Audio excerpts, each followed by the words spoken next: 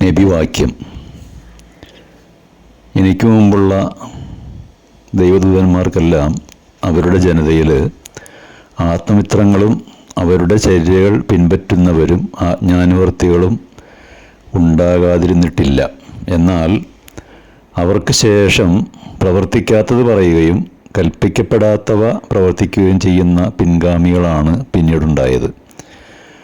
അവരോട് കൈകൊണ്ട് ജിഹാദ് ചെയ്യുന്നവനാരോ അവനാണ് യഥാർത്ഥ ദൈവവിശ്വാസി. അവരോട് നാവുകൊണ്ട് ജിഹാദ് ചെയ്തവനും സത്യവിശ്വാസിയാണ്.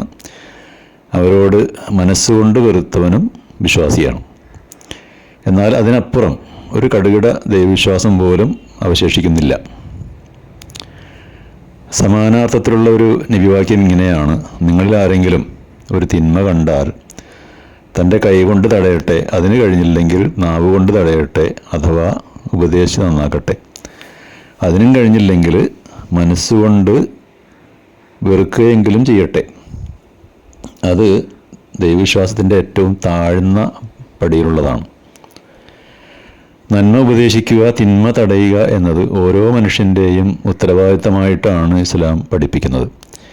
ഇത് ചെയ്യാതിരിക്കുന്നത് കുറ്റകരമാണെന്നും ഇത് ചെയ്യുന്നതിലൂടെ വ്യക്തിക്കും സമൂഹത്തിനും ദൈവികാനുഗ്രഹങ്ങൾ ലഭിക്കുമെന്നും വിശുദ്ധ ഖുർആനിൽ പറയുന്നുണ്ട്. നന്മയിലേക്ക് ക്ഷണിക്കുകയും സദാചാരം കൽപ്പിക്കുകയും ദുരാചാരം വിലക്കുകയും ചെയ്യുന്ന ഒരു സമൂഹം നിങ്ങളിൽ നിന്ന് ഉണ്ടായിരിക്കട്ടെ. അവരത്രേ വിജയികൾ. സത്യവിശ്വാസം സ്വീകരിക്കുകയും സൽക്കർമ്മങ്ങൾ പ്രവർത്തിക്കുകയും ചെയ്താൽ മാത്രം പോരാ, അത് ജനങ്ങളോട് ഉപദേശിക്കുക എന്നതും ഓരോ വ്യക്തിയുടെയും കടമയാണെന്ന് ഖുർആനിൽ പറയുന്നുണ്ട്. 103-ാം അധ്യായത്തിൽ ഇങ്ങനെയാണ് പറയുന്നത്: കാലം തന്നെയാണ് സത്യം, തീർച്ചയായും മനുഷ്യൻ മഹാനഷ്ടത്തിലാണ്. വിശ്വസിക്കുകയും സൽക്കർമ്മങ്ങൾ പ്രവർത്തിക്കുകയും സത്യം കൊണ്ടും ക്ഷമ കൊണ്ടും പരസ്പരം ഉപദേശിക്കുകയും ചെയ്തവരൊഴികെ.